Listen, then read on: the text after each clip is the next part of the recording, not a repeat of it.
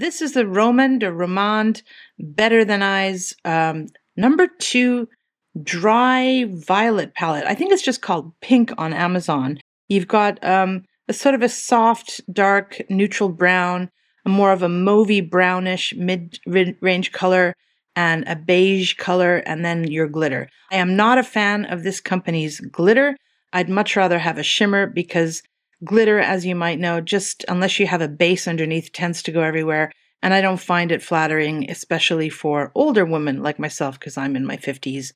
So I put it on today to show you, but I don't generally use that one so much. But these shades, as with the other palettes I have, are lovely. They're very soft. They're very pigmented.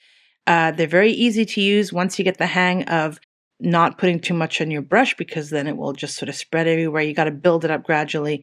They're pretty beautiful. And the one thing that I don't like about the palette is the fact that it's just the plastic case. So the case itself is not bad. I mean, if you drop it and stuff, it's going to break. Mine's cracked. But I want a mirror, and I find that clear plastic just gets grimy over time. So that's my only negative here. So I've got the darker shade on the edge, the mauvey shade in the middle, and the light color in the corner. And then I just dabbed on some of the sprinkles. So you don't have to use all the colors in here, but this is what it looks like when you do. And I'm pretty happy with this color choice. It's a cool tone. I think it matches my skin and my outfit today. The value proposition here, aside from some of the packaging aspects and the glitter that I don't like, it's pretty good. Recommend.